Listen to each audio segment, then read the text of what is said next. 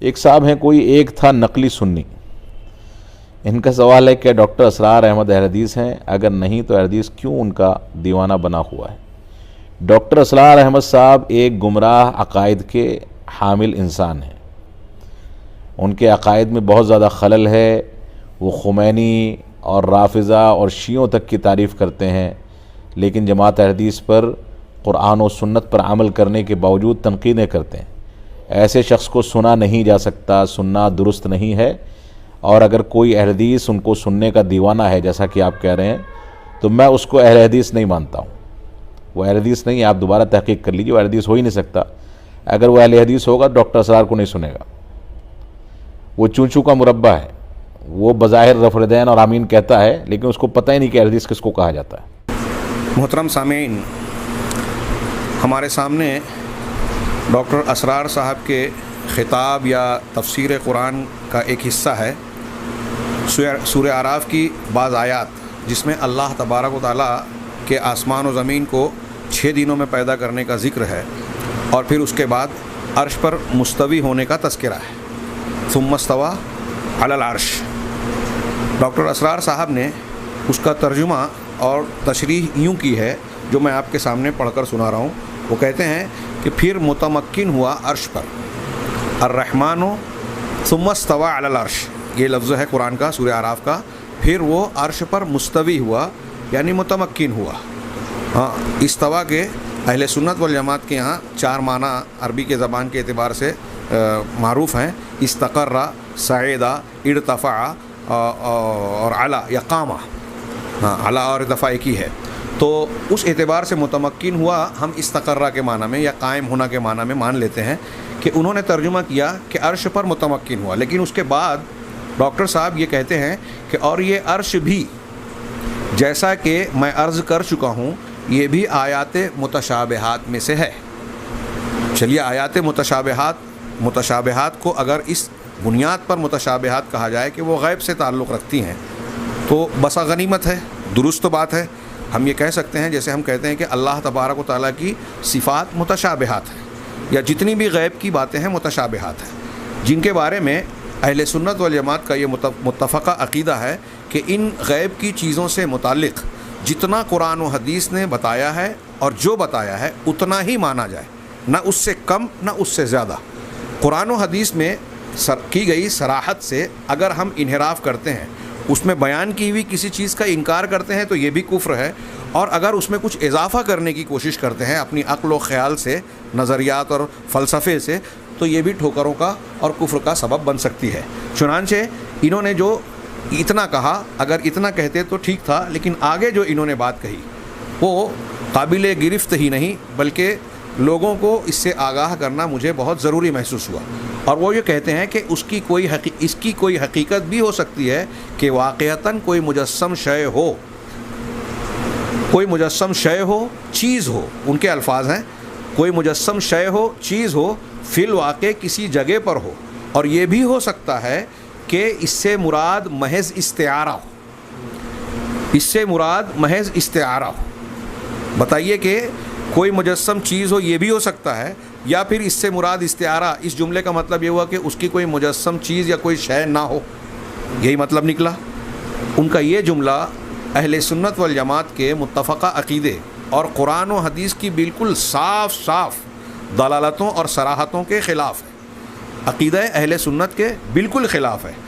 وہ یوں کہ آپ عرش کے تعلق سے جو انہوں نے کہا، اب اگر میں صرف اتنا ہی کہوں کہ وہ خود جو ترجمہ کر رہے ہیں آیت کا، پھر وہ متمکن ہوا عرش پر. اگر عرش کوئی چیز نہیں ہے تو اللہ تبارک و تعالیٰ کی ذات کس چیز پر متمکن ہو رہی ہے؟ کوئی چیز نہیں ہے اور اس پر متمکن ہو رہی ہے اللہ کی ذات.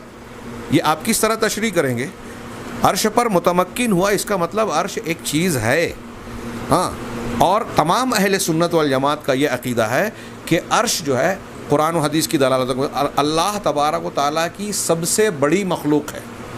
نبی کریم صلی اللہ علیہ وسلم نے اس کی مثال بھی دی، حدیثوں میں موجود ہے.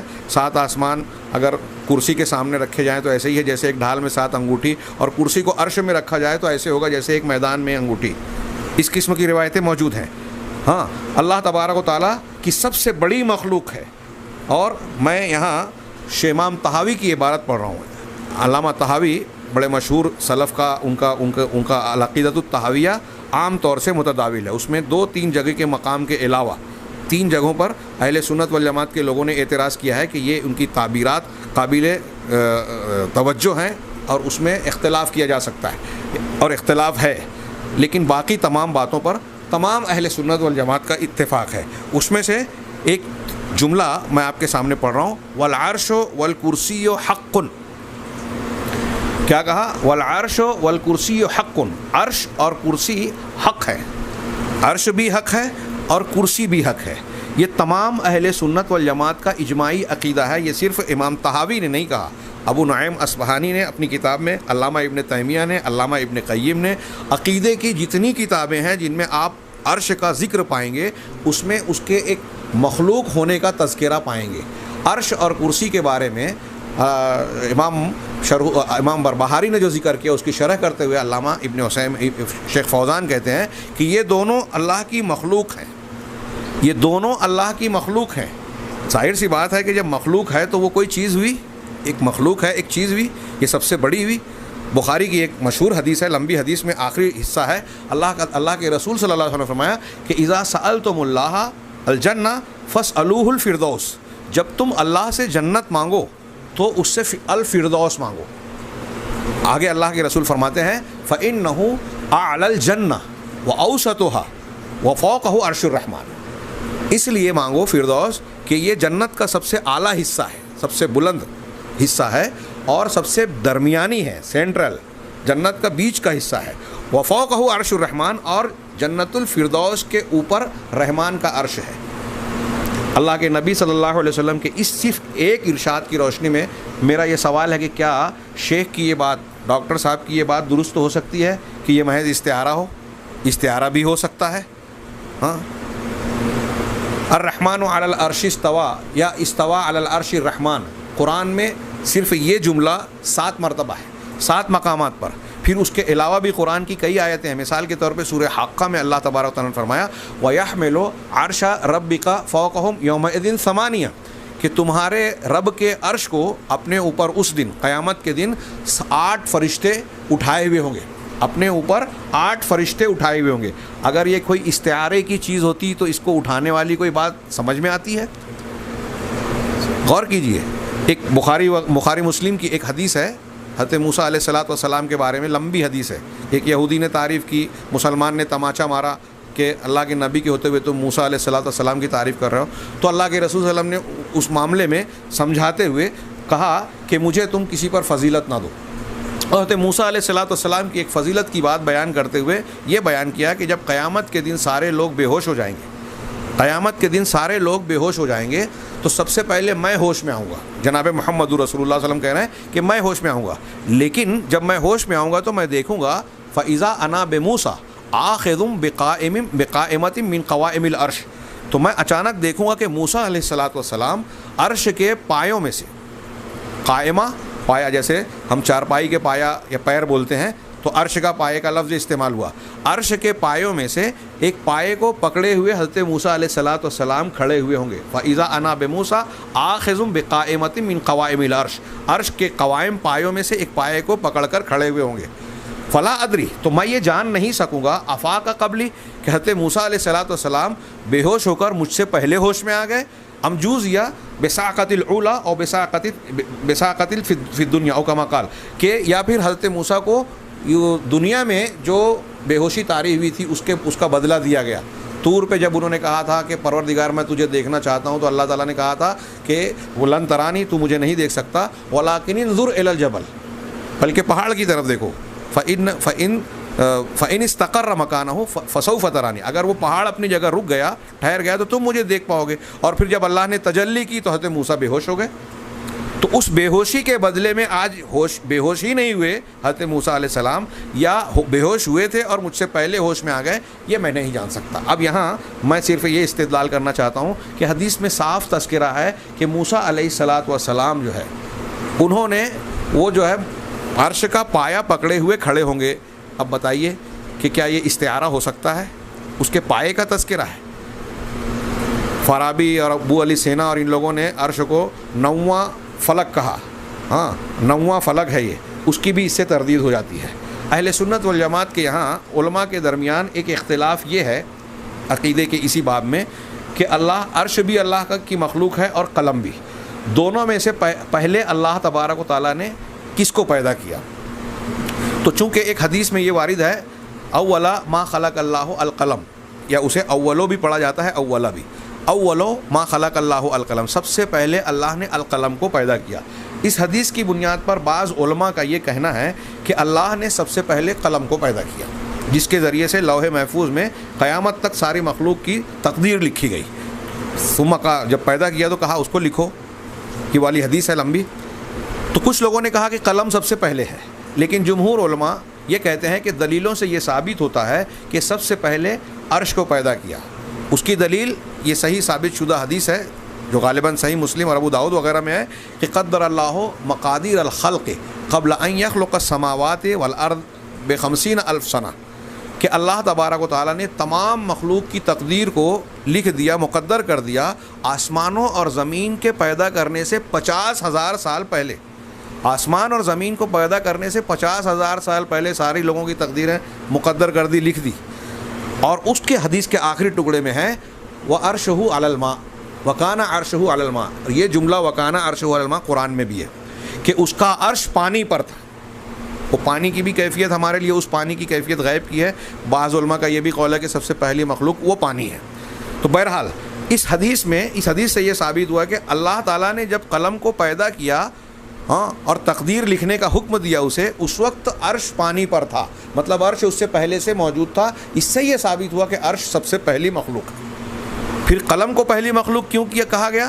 اس لیے کہ عرش کے بعد ساری کائنات اور موجودات میں سب سے پہلی مخلوق قلم ہے عرش کے بعد۔ تو اس سے دلیل سے بھی یہ ثابت ہوا کہ عرش پہلی مخلوق ہے۔ ان دلیلوں سے اور قرآن اور حدیث کی ایسی بہت ساری دلیلوں سے یہ ثابت ہوتا ہے کہ عرش ایک موجود مخلوق ہے، اللہ تبارک و تعالیٰ اس پر مستوی ہے۔ آگے یہ جو ڈاکٹر صاحب نے کہا استعارہ، یہ قطعی طور سے صحیح نہیں ہے، اور آگے یہ جو کہہ رہے ہیں کہ عالم غیب کی یہ ساری خبریں جو ہیں، جیسا کہ میں نے عرض کیا کہ مستقل طور پر یہ تو آیات متشابہات ہی میں رہیں گی۔ ڈاکٹر صاحب کہہ رہے ہیں کہ یہ آیات متشابہات میں سے ہیں، اور عالم غیب کی یہ خبریں ہمیشہ آیات متشابہات ہی کی شکل میں رہیں گی، لیکن اس کے بعد آگے اور بھی ایک گل کھلا رہے ہیں، وہ تو عالم آخرت میں داخل ہونے کے بعد ہی اس کے حقائق منکشف ہوں گے، ٹھیک ہے۔ ہاں البتہ جو سائنٹیفک، کیا ایک انگریزی لفظ ہے سائنٹیفک، انگریزی لفظ استعمال کیا ہے، فنوما ہیں، ان کے بارے میں تدریجاً بعض آیات متشابہات ہیں وہ اب آیات محکمات کی شکل اختیار کرنے لگی ہیں۔ شاید یہ کہنا چاہتے ہیں کہ سائنسی چیزیں اور علوم کچھ چیزوں میں پہلے سمجھ میں نہیں آتے تھے، اب تحقیقات کے ذریعے سے سمجھ میں آنے لگے، کہ بھائی پہلے یہ معلوم نہیں تھا کہ مکھی کے ایک پر میں شفا ہے، ایک میں بیماری ہے، تو پہلے لوگوں نے ویسے ہی مان لیا، لیکن اب سائنسی تحقیق سے یہ پتہ چل گیا۔ تو جن چیزوں کو سمجھا جا سکتا تھا یا تحقیق ہو سکتی تھی، ان کو آپ آیات متشابہات کیسے کہہ سکتے ہیں؟ یہاں گویا متشابہات کا معنی ایک طرف وہ خود کہہ رہے ہیں کہ جو متشابہات ہے وہ ہمیشہ متشابہات رہے گی، اور پھر سائنسی رجحان اور تحقیق کی روشنی میں یہ بھی بیان کر رہے ہیں کہ کچھ چیزیں متشابہات سے محکمات بن گئی۔ ہم یہ نہیں کہہ سکتے اس کو متشابہات سے محکمات، ان کی علتیں، ان کے فلسفے، ان کی حکمتیں بعد میں سمجھ میں آ گئیں، ورنہ یہ ماننا پڑے گا کہ جو آیتیں جناب محمد رسول اللہ صلی اللہ علیہ وسلم، صحابہ کرام، تابعین، ائمہ تفسیر کے نزدیک متشابہات تھیں، وہ آج کے ہم جیسے کم علم لوگوں کے نزدیک جو ہے وہ محکمات بن گئیں۔ ان کے مدلولات، جو متشابہات اور محکمات کہتے کسے ہیں؟ محکم وہ جس کا مراد اور مقصود متعین ہو اور واضح ہو۔ تو کیا یہ سائنسی تحقیق سے جو چیزیں آج ہم کو معلوم پڑ رہی ہیں، اس کے بارے میں ہم یہ کہہ سکتے ہیں کہ اس کی مراد اور مقصود جو ہے پہلے واضح نہیں تھا، اب واضح ہو گیا؟ ان کی یہ تعبیر بھی سراسر غلط ہے، اور میں سمجھتا ہوں ایک عالم اور ایک صاحب دین یا تفسیر اور دین قرآن و حدیث کی تفسیر کے اصولوں سے واقف شخص، اور خاص طور سے اہل سنت والجماعت کے عقیدے سے واقف شخص اس طرح کی غلطی کا ارتکاب نہیں کر سکتا۔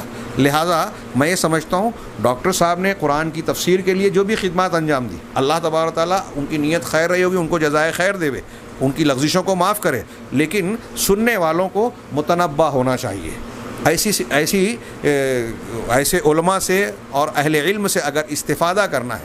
ہمارے علماء سلف نے بیان کیا کہ آپ اگر کسی سے دین سیکھنا چاہتے ہیں تو کم سے کم یہ چیزیں ضرور دیکھنی چاہیے کہ اس کا عقیدہ درست ہو. مجھے ایک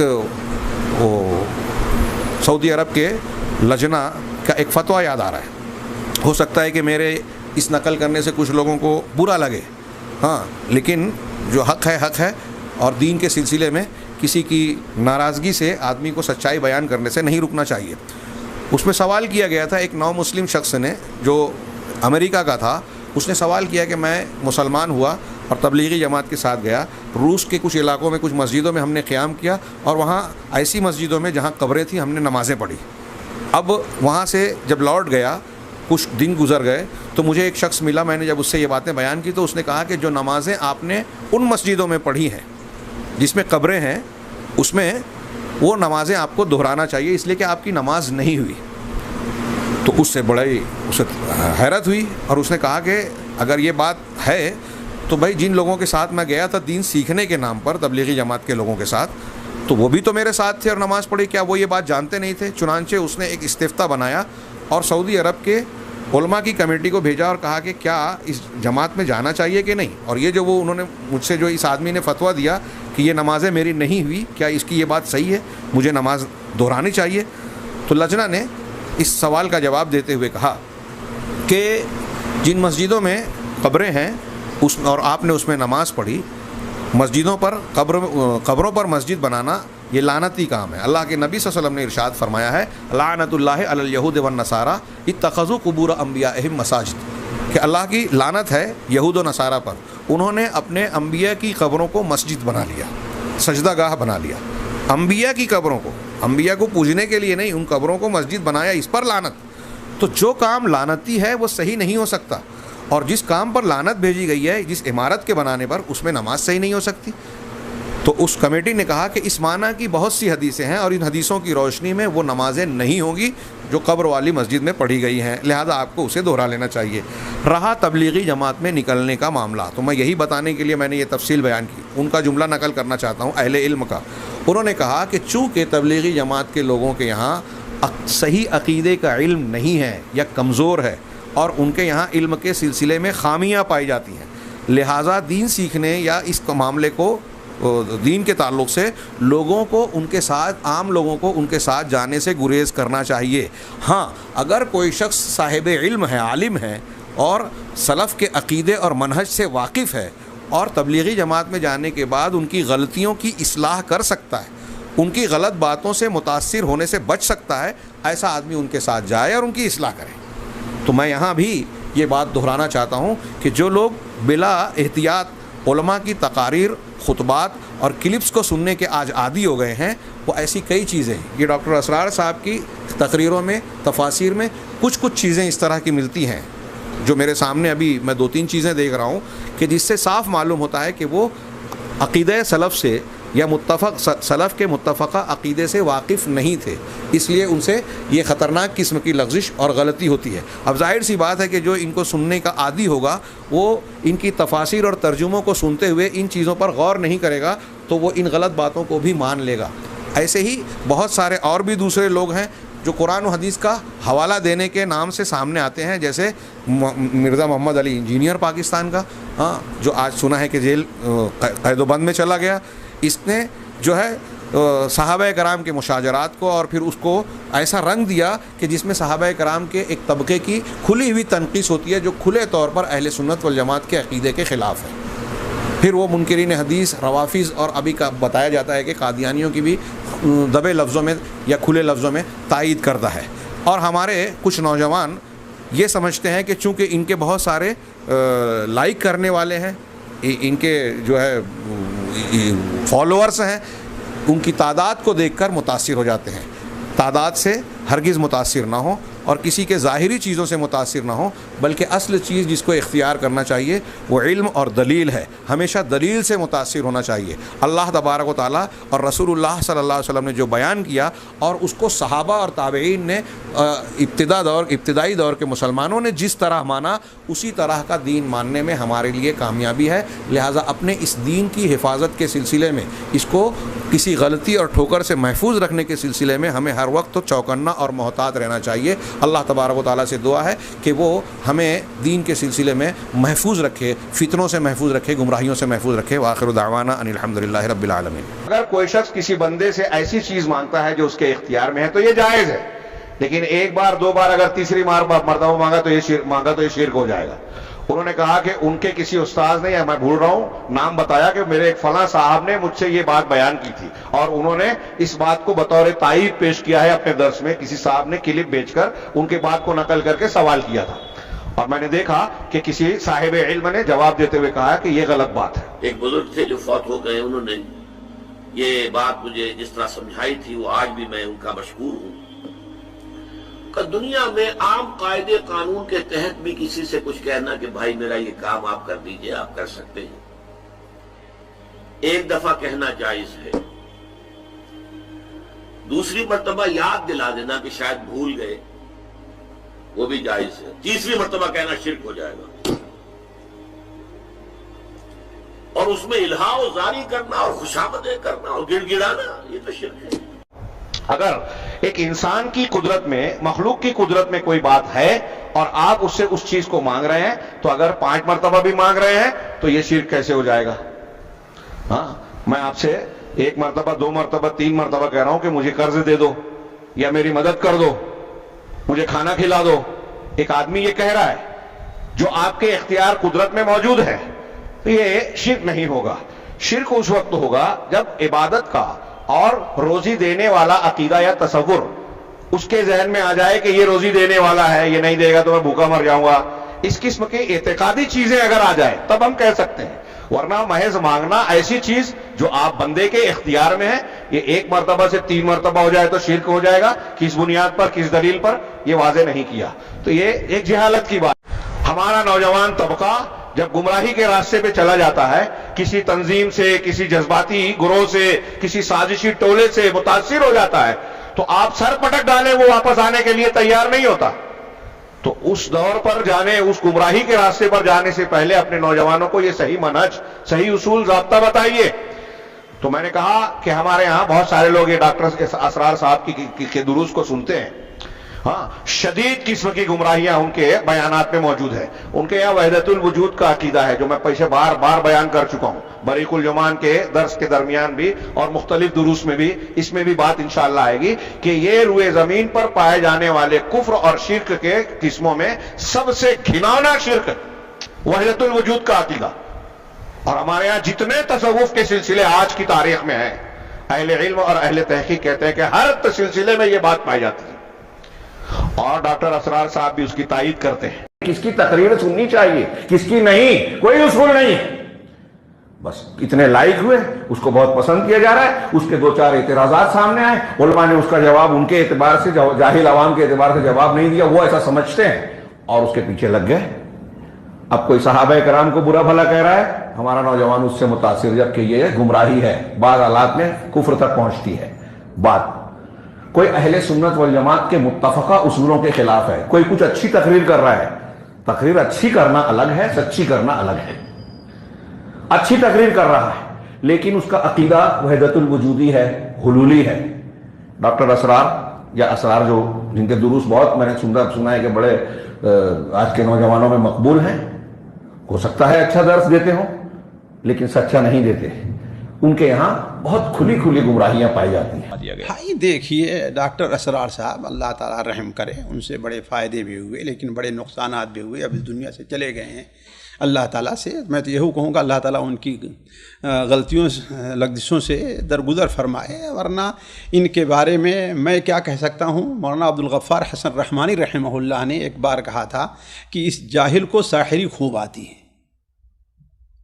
بڑا مشکل مرحلہ ہے ان لوگوں کا جو صرف اردو پڑھ کر کے اردو پڑھ کر کے قرآن اور حدیث کو سیکھتے ہیں، اگرچہ بعد میں عربی سمجھنے کے لیے انہوں نے کچھ کوشش کی، لیکن کیا ہے وہ اصل اہل علم سے بالکل کٹ کر کے رہتے ہیں، اس لیے ان لوگوں سے اس چیز کی بڑی بھیانک غلطیاں ہوا کرتی ہیں۔ اب میں ابھی ان کے دوسرے عقائد پر نہیں جاتا، جو ان کا وحدت الوجود کا اور دوسری جو چیز رہی واللہ عالم، لیکن انہی دو کلپ ایک کلپ ہم نے سنا تو مثال کہتے ہیں ویل للعرب، یعنی عرب کا معاملہ بالکل ان سے فارغ ہے، ان سے کسی خیر کی امید نہیں ہے۔ نعوذ باللہ من ذالک۔ اولاً وہ حدیث جو صحیح بخاری وغیرہ میں ہے حضرت زینب بنت جحش کی کہ ویل للعرب من شر قد اقترب، اس کا معنی کیا ہے؟ آپ اس کی مثال ہے کہ آپ نے صرف اتنا لے کہ لا تقربوا الصلاۃ، نماز کے قریب نہ جاؤ، فویل للمصلین، اس کے آگے نہ پڑھو الذین هم عن صلاتهم ساہون، نہ جاؤ۔ اصل پوری حدیث پڑھیے تو آپ کو اندازہ لگے گا کہ اللہ کے رسول صلی اللہ علیہ وسلم بیان فرمائے ویل للعرب من شر قد اقترب فتح اليوم من ردم یاجوج وماجوج مثل هذه۔ تو گویا آپ صلی اللہ علیہ وسلم عرب کو اس شر سے ڈرا رہے ہیں جو یاجوج اور ماجوج کی طرف سے اٹھے گا، نہ کہ عام چیزیں۔ یعنی اس حدیث کو آپ اس معنی میں لیجئے، ویل للعرب من شر قد اقترب فتح اليوم من ردم یاجوج وماجوج مثل هذه، اس کا معنی کیا ہے؟ نعوذ باللہ من ذالک، عرب میں کوئی خیر نہیں ہے؟ کہاں ہے حضرت ان حدیثوں سے جس میں صحیح بخاری میں حضرت ابو ہریرہ کی روایت ہے کہ ایمان قریب ہے کہ سمٹ کر کے مدینہ منورہ میں رہ جائے، جس طریقے سے سانپ اپنی دور جاتا ہے لیکن آخر میں کہا اپنی سوراخ کے اندر، تو اہل مدینہ عرب نہیں؟ حضرت عبداللہ ابن عمر کی حدیث شاید صحیح مسلم کے اندر ہے کہ ان الایمان یا ان الدین لا یعرض بین المسجدین، دونوں مسجد یعنی حرمین کے درمیان رہ جائے گا۔ اللہ کے بندے، اس دنیا کا سب سے بڑا مجدد جو آئے گا وہ کہاں ہوگا؟ پاکستانی ہوگا؟ ان کی تنظیم اسلامی سے تعلق رکھتا ہوگا نعوذ باللہ من ذالک؟ وہ بھی تو مدینہ منورہ یعنی عربی کا ہوگا نا۔ تو یہ لوگ کیا ہے، حدیث اور قرآن کو اپنے منہج سے سمجھنا چاہتے ہیں۔ سلف نے کیسے سمجھا ہے؟ ہم یہ مانتے ہیں قرآن مجید میں اللہ نے صراحت ارشاد فرمایا ہے وَمَن لَّمْ يَحْكُم بِمَا أَنزَلَ اللَّهُ فَأُولَٰئِكَ هُمُ الْكَافِرُونَ وَمَن لَّمْ يَحْكُم بِمَا أَنزَلَ فَأُولَٰئِكَ هُمُ الْفَاسِقُونَ وَهُمُ الظَّالِمُونَ، وہ کافر ہیں، فاسق ہیں، ظالم ہیں۔ لیکن کیا ہر ایک کے اوپر یہ حکم لگ جائے گا یا اس کے کچھ شرائط ہیں حکم لگنے کے؟ کسی کے اوپر ایسا حکم لگا دینا نعوذ باللہ من ذالک، یہ بہت بڑی چیز ہے نا۔ یہی تو تکفیری جو تھے ان کا یہی منہج رہا ہے نا کہ یہ چونکہ حاکم قرآن کے خلاف فیصلہ کر رہا ہے لہذا یہ کافر ہو گیا، اور جب کافر ہو گیا تو جو عالم اس کو کافر نہ کہے وہ بھی کافر ہو گیا، نعوذ باللہ من ذالک، سارے لوگوں کو کافر کہہ دیا۔ آخر تکفیر کا فتنہ ایسے ہی تو اٹھا ہے نا۔ تو یہ لوگ، میں یہ نہیں کہتا ان میں کوئی خیر نہیں ہے، لیکن ایسی باتیں جو ان کے مستوی سے بہت اوپر کی رہتی ہیں، اس قرآن کو حدیث کو سمجھتے نہیں، قرآن کو سمجھتے نہیں ہیں۔ اور یہ ہے کہ اس حکم کے، آپ جانتے ہیں کوئی بھی حکم ہو اس نافذ ہونے کچھ شرائط ہوا کرتے ہیں، نافذ ہونے کے کچھ شرائط ہوا کرتے ہیں۔ جس طریقے سے خارجیوں کی اصل مشکل کیا تھی؟ حضرت علی کو کافر کیا، آپ سوچ سکتے ہیں۔ حضرت عبداللہ ابن عباس کو ان لوگوں نے کافر کہا، صحابہ کرام کو، ان کی بیوی حاملہ ہے اس کو ذبح کیا، نعوذ باللہ من ذالک۔ ذرا سوچیے، حالانکہ ان سے زیادہ عربی سمجھنے والے تھے، ان سے زیادہ عربی سمجھنے والے تھے، قرآن حدیث پڑھنے والے تھے، لیکن کیوں؟ ان لوگوں نے اپنی سمجھ کو صحابہ کرام کے سمجھ کے تابع نہیں کیا ہے۔ اپنی ایک چیز سمجھ لیے، ہاں بھائی ٹھیک ہے، ورنہ حضرت علی رضی اللہ تعالیٰ نے کہا کیوں؟ اس لیے کہ ان الحکم الا حکم، اللہ کا ہونا چاہیے، اور انہوں نے ابو موسیٰ عاشری اور ابن عاص کو حکم بنا لیا کہ ہاں بھائی جاؤ فیصلہ کرو، نعوذ باللہ من ذالک۔ تو یہ لوگ جذباتی ہوتے ہیں، اللہ ایک کھلا ذہن دیتا ہے۔ آج ہم دیکھیں ہمارا ہندوستان، پاکستان، ساری دنیا کے لوگ، بہت سے ہماری امت ایسے لوگوں سے مصیبت اور فتنے کے اندر مبتلا ہے، ایسی ان لوگوں سے ظاہر میں بھی آپ بھی ہیں، لیکن ایسا ہوتا ہے کہ اللہ تعالیٰ کی ایک آزمائش ہوتی ہے، ان کی مدت محدود رہا کرتی ہے۔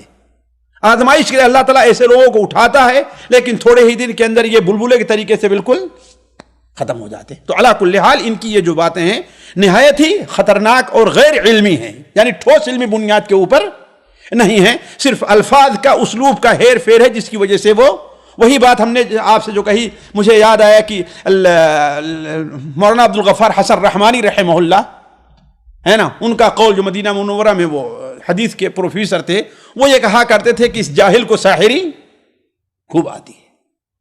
जी, ऐसा बोला जा सकता है शेख? मैं बड़े आलिम की बात कर रहा हूं, मैं अपनी बात नहीं कर रहा हूं, मैं कुछ नहीं कहता। जाहिर बात है उनके मुकाबिल में उनको जो इल्म था हदीस कुरान का, बिल्कुल उनको जाहिल है। ये तो वो डॉक्टर हैं, मेडिसिन उसमें डॉक्टरी की है, फिर उसके बाद अपना मुताला जमात इस्लामी में कुछ दिन रहे, है कि नहीं, फिर वहां से निकल करके अपनी एक अलग से शोबा उन्होंने कायम किया, है कि नहीं। उनकी अगर हकीकत पढ़ना है तो बज़्म अर्जमंदा के अंदर मौलाना इसहाक भट्टी रहमहुल्लाह ने बड़ी बेहतरीन बात इनके बारे में लिखी, उसको तफसील से पढ़ लें आप। एक सूफी मुफस्सिर डॉक्टर इसरार साहब इस सूरत की तफसीर करते हुए कहते हैं कि अगर मुझे मौका मिला तो मैं रसूलुल्लाह सल्लल्लाहु अलैहि वसल्लम से शिकवा करूंगा, शिकायत करूंगा। शिकवा सुनिए अल्लाह के नबी से, डॉक्टर इसरार साहब क्या करना चाह रहे हैं। मुझे अगर मौका मिला शिकवा शिकायत करना का तो अल्लाह के रसूल से जरूर करूंगा। क्या कि आप मोहब्बत इलाहिया में मगलूब हो गए थे और आपने वक्त से पहले कह दिया था अल्लाहुम्मा बिर्रफ़ीक़िल आला, अपने पास मुझे बुला ले। आप पर मोहब्बत इलाहिया का गलबा था, वगरना अभी आपकी जरूरत बाकी थी, अभी दुनिया में आपकी जरूरत बाकी थी। आप जो इनकलाब लेकर आए थे उसके इस्तेहकाम की जरूरत बाकी थी। जो लोग मुसलमान नए नए हुए थे उनकी तरबियत की अभी चीज बाकी थी। आपने अल्लाह की मोहब्बत में आके इस जहां को जल्दी छोड़ा, उसका नतीजा क्या निकला। कुरान हकीम की यही आयत पढ़ते हैं कि जिसमें जिक्र है कि मुसलमान जोक दर जोक ईमान में दाखिल हुए, कहा फिर उसका नतीजा ये निकला कि जिस तरह यदखुलून फी दीनिल्लाहि अफवाजा हुआ था, इसी तरह यखरुजून मिन दीनिल्लाहि अफवाजा हुआ और हजारों लोग मुर्तद हो। डॉक्टर साहब, जिस बात का आपको इल्म हुआ मेरे रब को नहीं पता था। ये अल्लाह की तकदीर पे कलाम नहीं है तो क्या है। अरे अंबिया आते भी अल्लाह की मर्जी से है और अल्लाह अपने अंबिया को उस वक्त उठाता है जब उनकी जिम्मेदारियां पूरी हो जाती है। आपको कैसे खबर हुई कि अभी नबी की जरूरत दुनिया पे बाकी थी और नबी को खुद नहीं पता लगा, अल्लाह को नहीं पता लगा जो आपको पता लगा। ये अकल की पुजारी, अकल को नीचे रख के ऊपर बैठ के बातें करने वाले हर मसले के अंदर लोगों की हलाकत के रास्ते तलाश करते हैं। आजकल टीवी पर एक मौलाना साहब कुरान की तफसीर बयान करते हैं जिनका नाम डॉक्टर असरार अहमद है। हम आपसे दरख्वास्त करते हैं कि उनके अकीदे के बारे में बताइए ताकि हम उसी लिहाज से उनकी बातों को कबूल या रद्द करने में अपना फैसला कर सकें। डॉक्टर इसरार साहब ने खिलाफत का निज़ाम कायम करने के लिए सबको आवाज़ा दे रखा है, बरेलवियों तुम भी आ जाओ, देवबंदियों तुम भी आ जाओ, शियो तुम भी आ जाओ। और फिर उसमें वो बयान करते हैं कि जो नबी को नूरी कहे वो भी ठीक है और जो नबी को बशरी माने वो भी ठीक है। बरेलवी भी ठीक है, देवबंदी भी ठीक है। इनका अकीदा सूफियों का अकीदा है। वहदतुल वजूद के अकीदे पर डॉक्टर साहब ईमान रखते हैं, अपने घर में रफुल यदैन करते हैं, अपनी मस्जिद में रफुल यदैन नहीं करते, फजर की नमाज में ज़रूर करते हैं। ये उन्होंने एक दीन अकबर बनाया हुआ है, कभी उसकी ले लो मान लो, कभी उसकी मान लो। वो अल्लाह और उसके नबी वाला दीन उनके पास नहीं है, लिहाजा उनका दर्स सुनने से इज्तिनाब किया जाए। चूंकि आपके पास इल्म नहीं होता, कहीं ऐसा ना हो कि वो आपके अकीदे को खराब कर दें। ऐसे इन्हीं डॉक्टर साहब ने एक दूसरे डॉक्टर साहब को पड़ोसी मुल्क से बुलाया। जब बड़ी बड़ी कॉन्फ्रेंसें होती थी हफ्ते अशरे की, उसमें बुला करके ला करके और बड़े चर्चे किए उनके, बहुत पब्लिसिटी हुई उनकी। उनको लोगों ने मुफस्सिर कुरान बना दिया। अस्तगफिरुल्लाह। आज भी दुनिया उनकी तकरीरों को यहां वहां से शेयर करके और मुफस्सिर, दुनिया का बड़ा से बड़ा मुफस्सिर साबित करने की कोशिश कर रही है। डॉक्टर आदमी है, मैदान इल्म का नहीं है तो डॉक्टरी से कोई आलिम नहीं हो जाता। ठीक है, कुछ स्टडी कर लिया होगा, पढ़ लिया होगा, कुछ नॉलेज हो गई तारीख की, इसकी उसकी, उससे इनकार नहीं है, लेकिन उससे उलमा की फहरिस्त में नहीं आ सकते। और मिसाल, दलील आपको मैं देता हूं। एक मिसाल मैंने कहा, अगर हम सबके अजाइब जमा करेंगे तो घंटों चले जाएंगे। میرے بھائیو اسی شخص نے کہا تھا نا, اس ڈاکٹر نے, میں نام نہیں لینا چاہتا ہوں, لوگ جاننے والے جان جائیں گے کیونکہ لوگ سوشل میڈیا پر تقریریں لوگوں کی سنتے رہتے ہیں. یہ ڈاکٹر صاحب جو پڑوسی ملک سے بلایا گیا تھا, جس کو, اس آدمی کا عقیدہ سراسر تصوف کا عقیدہ, صوفیت کا عقیدہ, حلول کا عقیدہ, میرے بھائیو حلول کا عقیدہ, وحدت الوجود کا عقیدہ. آپ کو ایک مثال دوں میں آپ کو, قرآن کریم کی آیت ہے سورہ حدید کے اندر, هو الاول والآخر والظاہر والباطن, اللہ ہی اول ہے, اللہ ہی آخر ہے, اللہ ہی ظاہر ہے, اللہ ہی باطن ہے. 4 نام اسماء حسنی اللہ تبارک و تعالیٰ کے. ان 4 ناموں کا تذکرہ اللہ نے فرمایا ہے. اول کا معنی حدیث کے اندر, اور آخر کا معنی, ظاہر کا معنی, باطن کا معنی موجود ہے صحیح بخاری وغیرہ کی روایت کے اندر, مسلم کی روایت کے اندر. اللہ کے نبی علیہ السلام نے کیا فرمایا, انت الاول فليس قبلك شيء وانت الاخر فليس بعدك شيء وانت الظاهر فليس فوقك شيء وانت الباطن فليس دونك شيء. بیان کر دیا محمد الرسول اللہ صلی اللہ علیہ وسلم نے. اللہ کی کلام کی آیت کریمہ کی تفسیر صحیح مسلم کے اندر موجود ہے. لیکن یہ مفسر صاحب جو ڈاکٹر صاحب ہیں, ساری دنیا کے مفسر بنے پھر رہے ہیں, جن کو لوگوں نے بہت زیادہ اونچا اڑا دیا ہے. اور ڈاکٹر صاحب تھے تو ڈاکٹر صاحب کی اہمیت بھی زیادہ تھی, بلا لائے کہ چلو جیسے میں پاپولر ہوں ان کو پاپولر کر دیا جائے. میرے بھائیوں کیا کہا اس آیت کی, الاول والآخر والظاہر والباطن, اگر ان 4 کی تفسیر اچھی تفسیر اور کوئی صحیح تفسیر ہو سکتی ہے تو تو تصوف کے 4 سلسلوں کے ذریعے سے ہو سکتی ہے. الاول, الآخر, الظاہر, الباطن, یعنی چشتی, قادری, نقشبندی, سہروردی. چشتیہ, قادریہ, نقشبندیہ, سہروردیہ.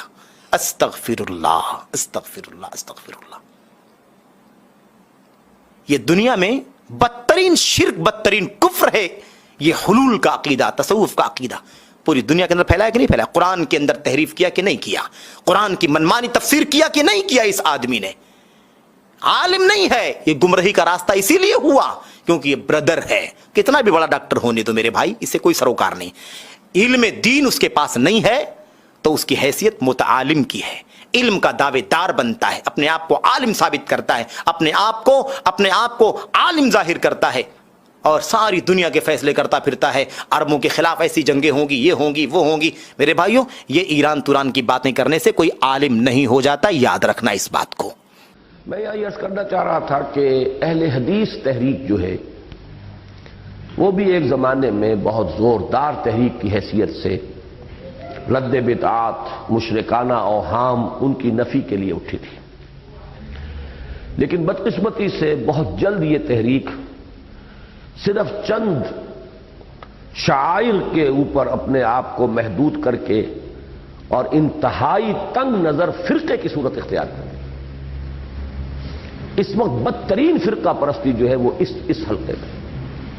ساری بحث رفع یدین سے, آمین بالجہر سے, اللہ اللہ خیر صلی اللہ, اور 2-4 ایسے ہی مسائل ہیں, باقی اور چیزوں کے ساتھ کوئی بحث نہیں, کوئی دلچسپی نہیں. یہ چند مسائل جو ہیں مسلک کے مسائل ہیں. اب سارا زور جو ہے انہی کے اوپر صرف ہوتا ہے لے دے کر. اور یہ جو ہے اس وقت میں اپنے دلی احساسات کی ترجمانی کر رہا ہوں کہ فرقہ پرستی جسے کہتے ہیں وہ جو ہے بدترین کیفیت جو ہے وہ اس جماعت کے اندر آ چکی. وہ یہ ہے کہ انہوں نے جماعت اہل حدیث کے بارے میں یہ فرمایا کہ یہ جماعت بڑے زور و شور کے ساتھ شرک و بدعات کے خلاف کھڑی ہوئی تھی, اوہام و خرافات کے خلاف کھڑی ہوئی تھی, لیکن چند مسئلوں میں محدود ہو کر رہ گئی. اور ڈاکٹر صاحب نے اپنے جوش بیان میں یہاں تک فرما دیا کہ اس وقت سب سے تنگ نظر فرقہ اور فرقہ پرستی کی بدترین صورت اگر ہے تو جماعت اہل حدیث کی ہے.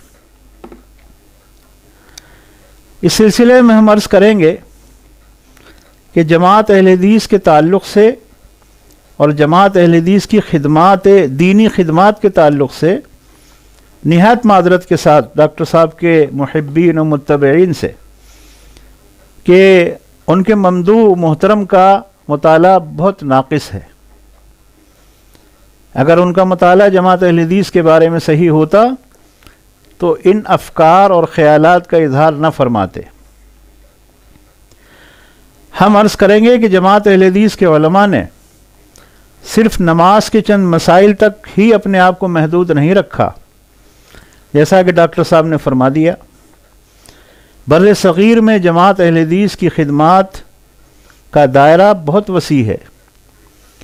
دینی خدمات کا دائرہ بہت وسیع ہے. اس مختصر ویڈیو کلپ میں ان خدمات کو بیان کرنا ممکن نہیں ہے. اس کے لیے ضخیم کتابوں کا مطالعہ کرنا ہوگا.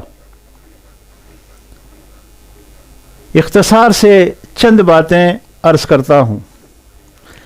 بر صغیر میں جماعت اہل حدیث نے بے شمار مدارس و جامعات اور مکاتب کے قیام کے ذریعے اسلامی تعلیمات اور صحیح دینی فکر کے بے شمار علماء تیار کیے.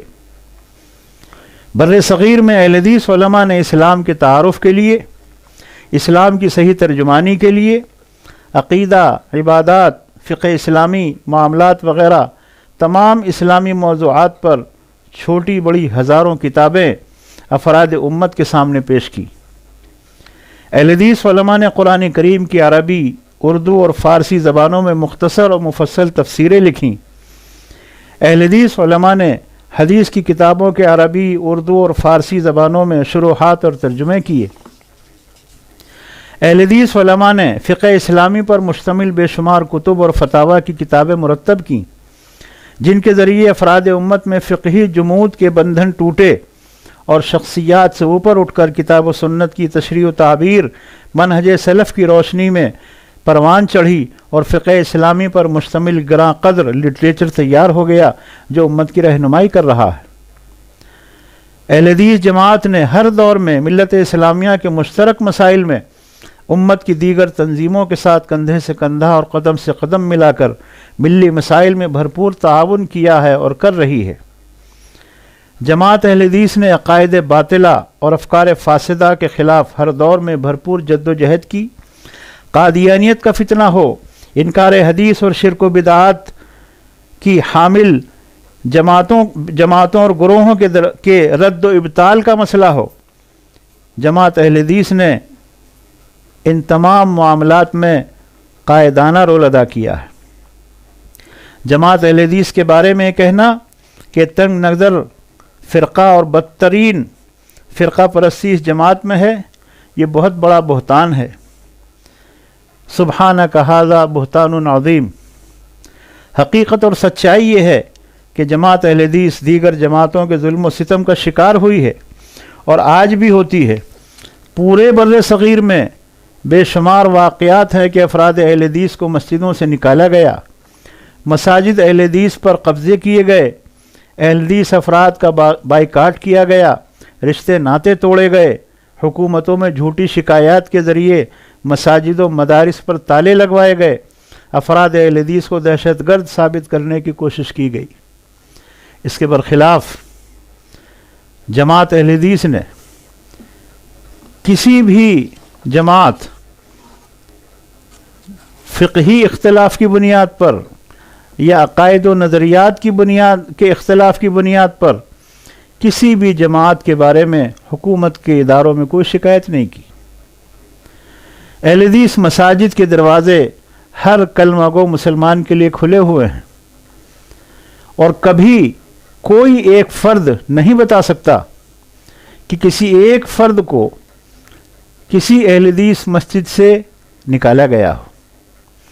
ہماری مساجد کے دروازے ہر کلمہ گو کے لیے کھلے ہوئے ہیں. اس کے برخلاف افراد اہل حدیث کو مسجدوں سے نکالا گیا، قتل کیا گیا، زد و کوب کیا گیا، مار پٹائی کی گئی. بڑے مظالم ہیں اور بڑی لمبی داستان ہے. اس لیے اہل حدیث کو تنگ نظر اور فرقہ پرست کہنا یہ بہت بڑا بہتان ہے. ڈاکٹر صاحب کے متبعین کو اس طرح کی ویڈیو نشر نہیں کرنی چاہیے. اس کو ختم کر کے اور اس پر پابندی لگائیں، اس کی نشریات کو بند کریں. جماعت اہل حدیث وہ جماعت ہے کہ جس نے پوری دنیا کو صحیح اسلام کی طرف دعوت دی ہے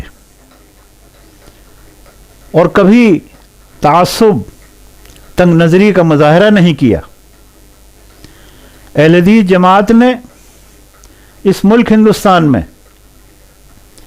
تمام مشترکہ پلیٹ فارمز پر اور جتنے متحدہ پلیٹ فارمز ہیں ان پر موجود رہ کر ملت کی دیگر تنظیموں کے ساتھ ان کی آواز میں آواز ملائی ہے۔ ابھی حال ہی میں ملک میں طلاق ثلاثہ کا مسئلہ زور و شور پر رہا ہے۔ مسلم پرسنل لاء بورڈ جو مسلمانوں کا متحدہ ادارہ ہے، جماعت اہل حدیث اس میں شامل ہے۔ ہماری جماعت نے الحمدللہ باوجود اس کے کہ طلاق ثلاثہ کے مسئلے میں ہمارا مسلک فقہی جمود رکھنے والے بھائیوں سے الگ ہے، اس کے باوجود بھی ہم نے اس اختلاف کو عام نہیں کیا، بلکہ مسلم پرسنل لاء بورڈ کی آواز میں آواز ملا کر اس کے ساتھ کھڑے رہے۔ اس سے زیادہ وسیع النظری کی مثال کیا ہو سکتی ہے؟ تو اس لیے یہ وضاحت کرنا ہمارے لیے ضروری تھا کہ اس ویڈیو کے ذریعے ڈاکٹر اسرار صاحب کی ویڈیو کے ذریعے جو غلط فہمی پیدا ہو رہی ہے اس کا ازالہ کیا جا سکے۔ اللہ تعالی ہم سب کو دین اسلام پر قائم رکھے اور مرتے دم تک قائم رکھے۔ وآخر دعوانا ان الحمد للہ رب العالمین۔